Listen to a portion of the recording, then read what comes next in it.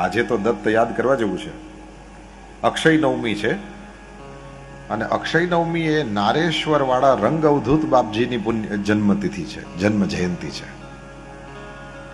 અવધૂત ચિંતન શ્રી ગુરુદેવ Dutt.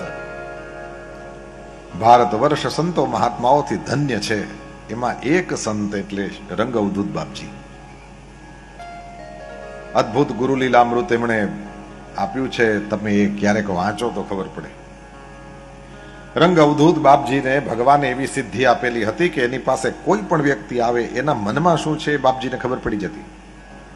Gujarat side સંતોને બાપજી કે, વડોદરા ડોંગરેજી મહારાજ હતા તો ડોંગરેજી બાપજી, અહીંયા પણ રંગ અવધૂત બાપજી. એમને કોઈના પણ સંકલ્પ ખબર પડી જતી. એ એમનું જે ચરિત્ર છે એને તમે વાંચો તો તમને ખબર પડે કેટલા દયાળુ, કેટલા પ્રભાવી, કેવા કેવા ચમત્કારો એમની આસપાસ થતા હતા અને કેવું વ્યક્તિત્વ હતું. સંતનું આજે જન્મ જયંતિ છે. અવધૂત ચિંતન શ્રી ગુરુદેવ દત્ત. આજે પણ એમના ભક્તો છે, પાદુકાઓને રાખીને બેઠા હોય. હમણાં જ આના પહેલા ભારતમાં તો આના પહેલા કથા થઈ તે અમદાવાદ ભાગવત વિદ્યાપીઠમાં જ ને, પછી વચમાં ઉડી ગયા, પછી પાછા અહીંયા આવ્યા. ત્યાં કૃષ્ણશંકર શાસ્ત્રીજીએ, દાદાજીએ ભાગવત વિદ્યાપીઠ કરીને એક વિદ્યાપીઠની સ્થાપના કરેલી છે, કદાચ તમે દર્શન કર્યા હશે. ત્યાં બાપજીનું વ્યવસ્થિત રીતે વિગ્રહ અને એમની પાદુકાઓ બિરાજે. એક સંત બીજા સંતનું મંદિર બનાવે એટલે જલારામ બાપાની કુટીર છે, ડોંગરેજી મહારાજની કુટીર છે, દર્શન કરવા જેવું સ્થાન છે.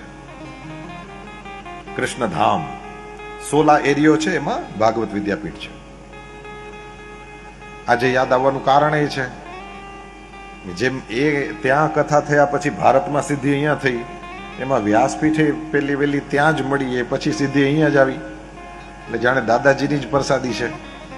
આજ તો વળી આ વ્યાસપીઠને દેનારાઓ આવીને બેઠા છે અહીંયા કેવલ કથા શ્રવણ માટે. ભગવાન શ્રી હરિની કૃપા કે ભારતની અંદર આવા અનૂઠા, આવા અદ્ભુત વ્યક્તિત્વનું પ્રાગટ્ય થયા જ કરે છે.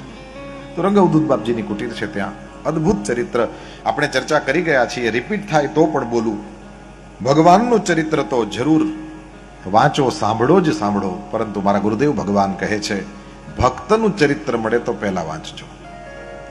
મને કોઈ સમયે રંગ અવધૂત બાપજીની કૃપાથી એક એમનું ચરિત્ર વાંચવાનો અવસર પ્રાપ્ત થયો હતો. મેં વાંચ્યું છે એટલે મને ખબર છે રંગ અવધૂત બાપજી બહુ મોટી વિભૂતિ. સંતોના ચરિત્ર વાંચજો ભગવાન.